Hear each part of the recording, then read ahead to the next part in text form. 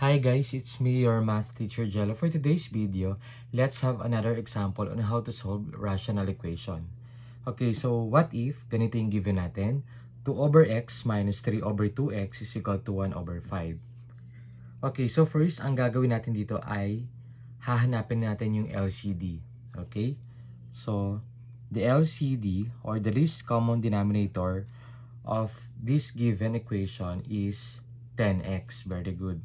Okay, so the LCD is 10x. And how do we come up with 10x? Since we have 2 and 5, of course, the LCD is 10, right? So by listing the factors or the multiples of 2 and 5, so meron tayo dong 10. And of course, we have the variable x. So that is why our LCD is 10x. Okay? And then after finding the LCD, the next thing to do, by the way guys, let me copy the given first. So 2 over x minus 3 over 2x is equal to 1 over 5. Okay, so guys, ipapakita ko yung step-by-step process.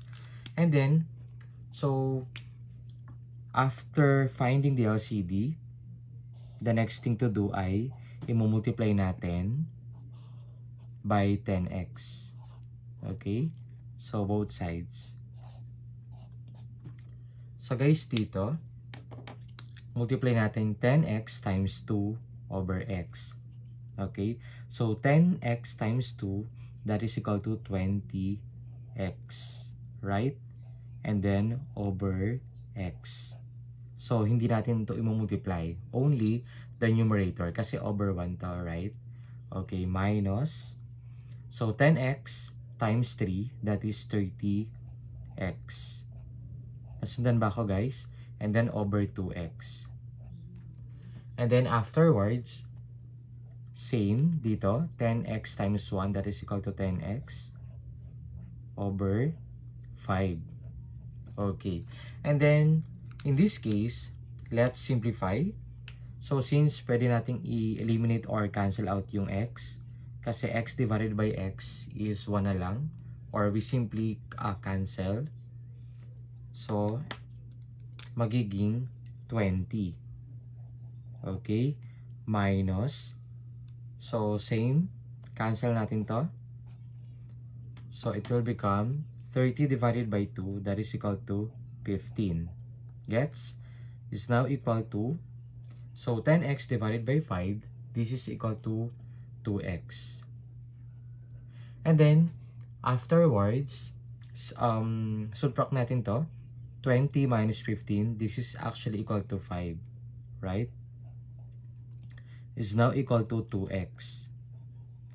And then to get rid of the variable, I mean the numerical coefficient of the variable x, which is 2.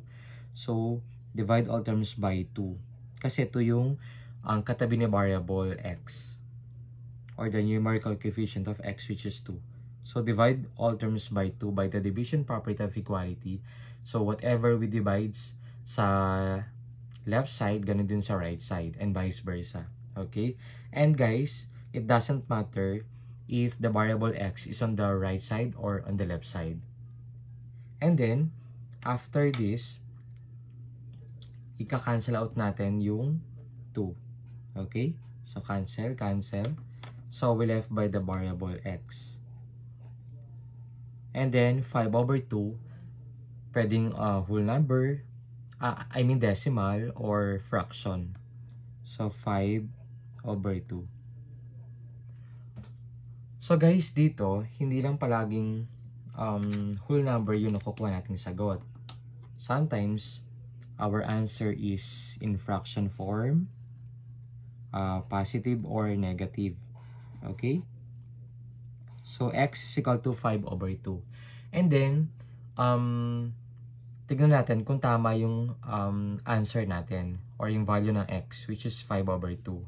So, para malaman natin, so isa-substitute natin yan sa original equation natin, which is 2 over x minus 3 over 2x is equal to 1 over 5. So, let me copy.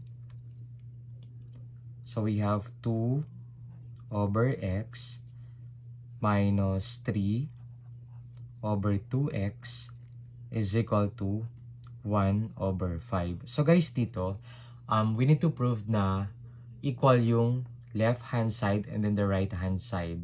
Okay? So, dapat ma-prove natin na equal sila or balance. Okay. So, dito guys, isa-substitute lang natin yan. So, your x here is 5 over 2 minus and then 3 over, so, dito guys, 2 times 5 over 2, ayan, is equal to 1 over 5. So guys, dito, kailangan natin ma-prove na equal to 1 over 5 parehas. Okay, so let's simplify. So, paano natin isi-simplify ito? So guys, kapag ganyan, get the reciprocal of the denominator and then multiply it by the numerator. So 5 over 2 becomes 2 over 5. Okay, so 2 times 2, this is now equal to 4 over 5. So guys, kapag sinimplify natin, yung 2 all over 5 over 2, it will become 4 over 5. So ganun lang kasimple. Minus, of course, 3. Copy the numerator. And then 2 times 5 is equal to 10. Divided by 2, 5 pa rin naman. Or, we can easily cancel 2. Okay? And then, we left by 5. Is now equal to 1 over 5. So, guys, dito, kung mapapansin natin, we come up with very good similar fractions. And what do we know about similar fractions? To add or subtract similar fractions, we can add or subtract only the numerator. So, since we are in subtraction, so, subtract lang natin yung numerator, copy the denominator. So, 4 minus 3, that is equal to 1 over 5. So, kapag magkaiba yan ng denominator natin, so, getting the LCD yon and then perform natin. Okay? Is equal to 1 over 5. So, see guys, na-prove natin na equal sila parehas. Okay? The left hand side and then the right hand side. So, this is how we solve rational equation. So, ganun lang kasimple. So, this is the end of our video. I hope na meron kayo natutunan. Thank you for watching.